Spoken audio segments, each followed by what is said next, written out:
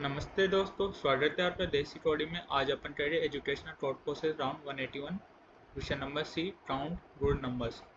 आपको दो वैल्यू दे रखी एल और आर, उसके बीच में आपको गुड पॉजिटिव इंटीजर्स बताएं।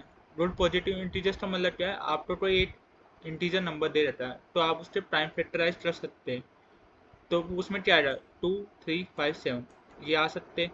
अब आपको ऐसे बताना है कि वो नंबर जिससे जितने भी प्राइम फैक्टराइज आए वो सारे के सारे प्राइम फैक्टराइज में कम से कम दो या दो से ज़्यादा डिजिट होनी चाहिए। जैसे यहाँ पे 3, 4, 3 है, इसके प्राइम फैक्टर क्या है? 7 × 7 × 7।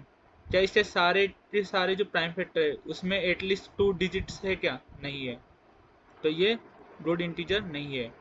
क्या इसमें है? इसमें 37 में दो डिजिट है पर 3 में दो डिजिट नहीं है, तो ये भी नहीं है। इसमें दे रहा है तो 11 में दो डिजिट है, 101 में भी दो डिजिट है, तो ये गुड नंबर हो गया। सेम इसमें एक ही है और उसमें दो डिजिट है, तो ये भी सही है। तो ऐसे अपन को नंबर ऑफ गुड इंटीजर्स बताने एल से आर के बीच में। अब देखते हैं तो कैसे करते हैं अपन। जैसे इसमें बोला कि दो या दो से ज़्यादा प्राइम जो प्राइम फैक्टर है डिजिट होनी चाहिए, मतलब तो इसका मतलब क्या है? उसमें 2 नहीं आना चाहिए, उसमें 3 नहीं आना चाहिए, उसमें 5 नहीं आना चाहिए, उसमें 7 नहीं आना चाहिए। अगर ये नहीं आएंगे उनमें तो अपन कह सकते हैं कि वो गुड एलिमेंट है, क्योंकि उसमें जो फिर प्राइम फैक्टर आएगा वो या तो 11 आएगा या 13 आएगा या 17 आएगा एंड सो ऑन। क्योंकि इसके बाद तो जो भी प्राइम फैक्टर है उनमें डिजिट दो या दो से ज़्यादा ही है। तो अगर ये नहीं आते प्राइम फैक्टर में तो अपना क्या होगा? आंसर वो गुड इंटीजर्स होएगा। तो कौन कौन से नंबर है जिसमें ये नहीं आ रहे उसका कैसे पता चलेगा? वो नंबर वो हो गए जो ना तो 2 से डिविजिबल हो, ना 3 से डिविजिबल हो, ना 5 से डिविजिबल हो, ना 7 से डिविजिबल हो। ठीक है, अपन ऐसा निकाल सकते हैं। कैसे? इंक्लूजन एक्सक्लूजन प्रिंसिपल से।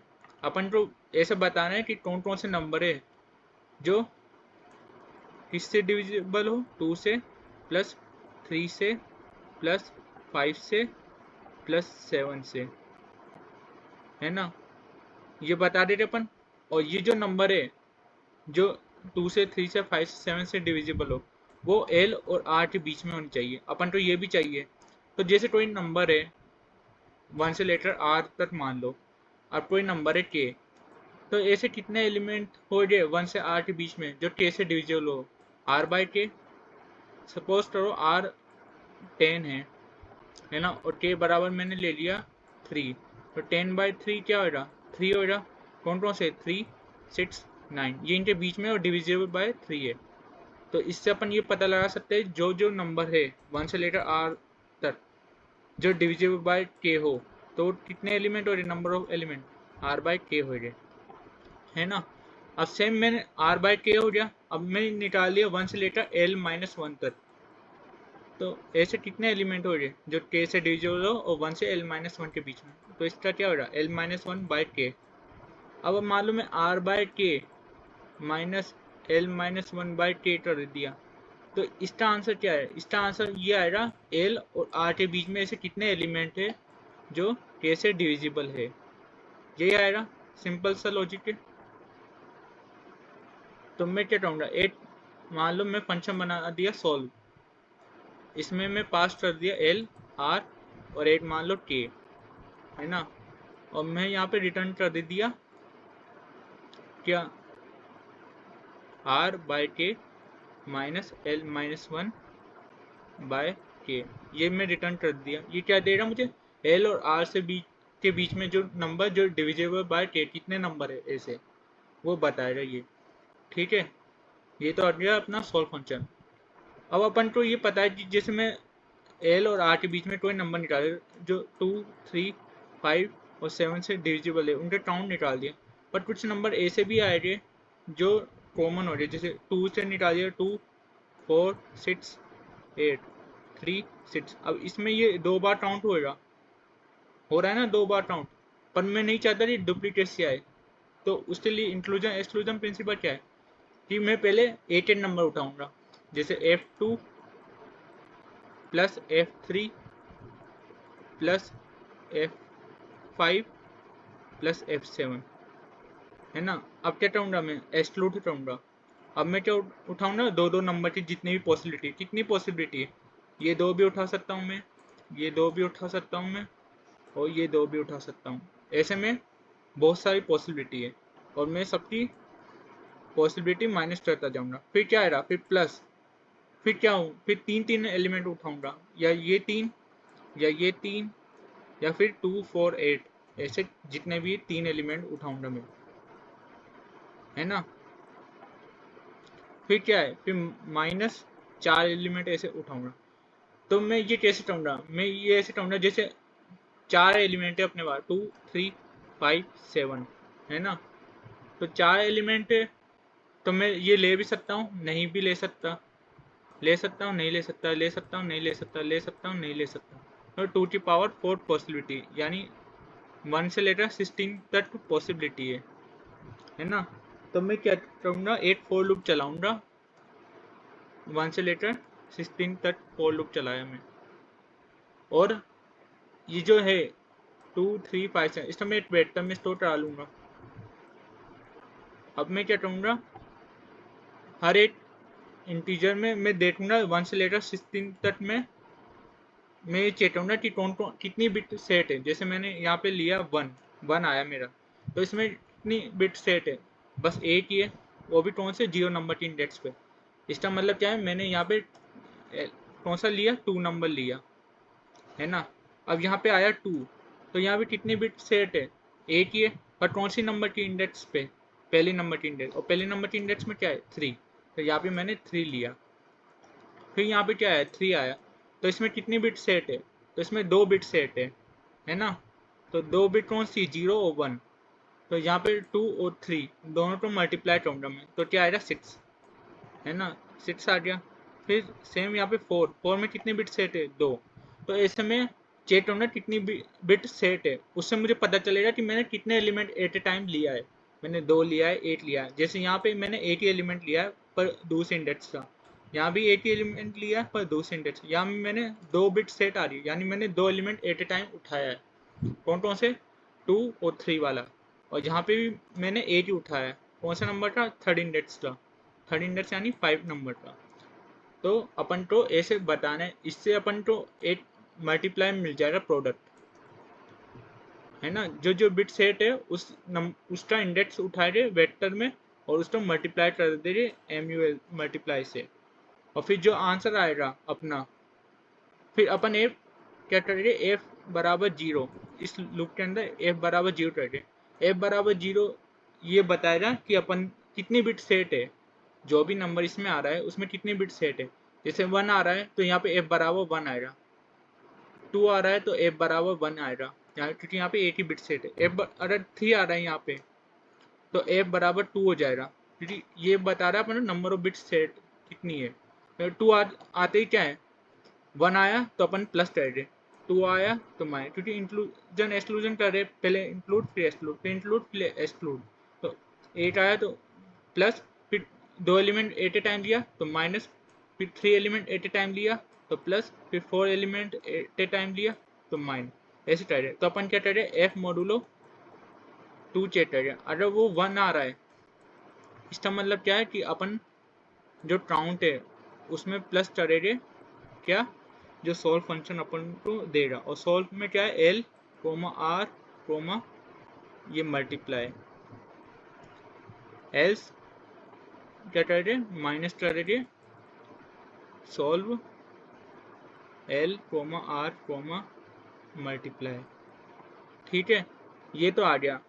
अब काउंट क्या बता रहा है अपन, काउंट अपन को ये बता रहे हैं नंबर ऑफ एलिमेंट्स एल और आर के बीच में जो डिविजिबल है 2 से, 3 से, या 5 से, या 7 से, इसमें कोई डुप्लीकेसी भी नहीं है। तो ये बता रहा है अपन को काउंट, ठीक है।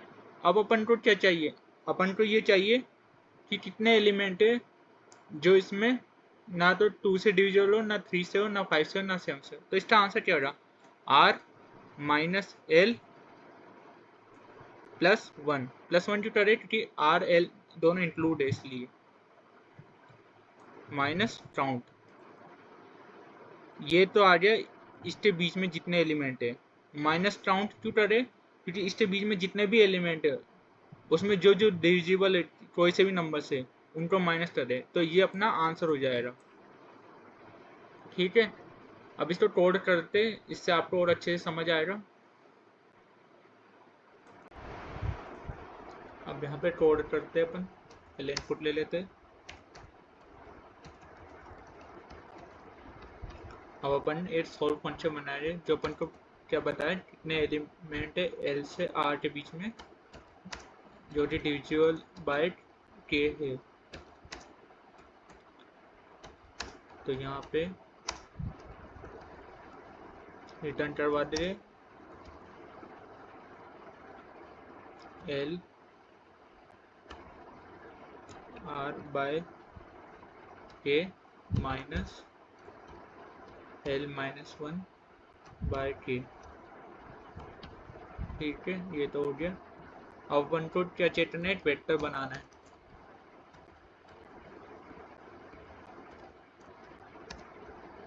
जिसमें 2, 3, 5 और 7 एलिमेंट हो गए। ठीक है, अब कितनी पॉसिबिलिटी है, 2 की पावर 4, तो i बराबर 1 से लेकर 16 तक अपन लेंगे।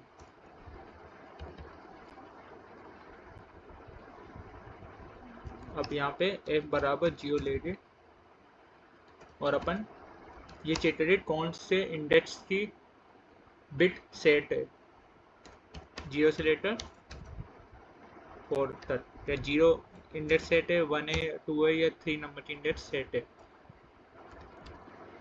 वो यहाँ पे चेक करेंगे।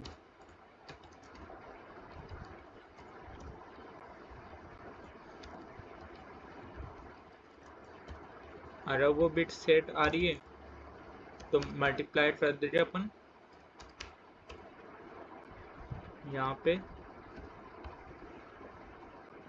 उस इंडेक्स से। तो यहाँ पे एलिमेंट बना लेते अपन,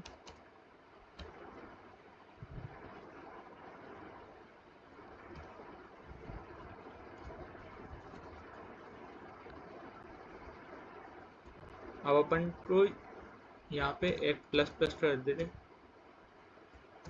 अगर f मॉडुलो 2 बराबर 1 है तो इसका मतलब क्या है, इसका मतलब है अपन ने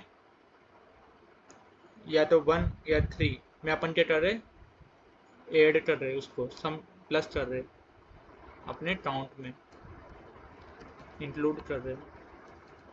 ठीक है, L R multiply else count minus equal to solve L R multiply.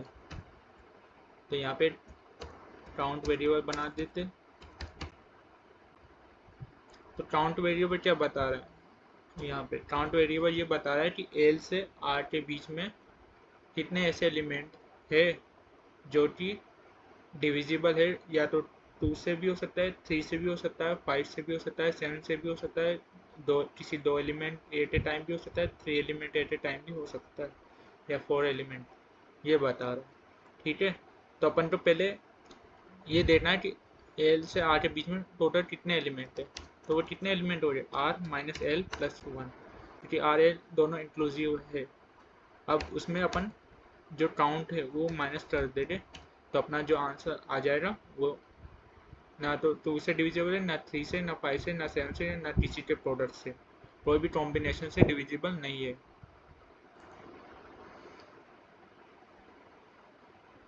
तो ये अपना आंसर सही आ रहा है। अब इसको सबमिट करके देखते हैं।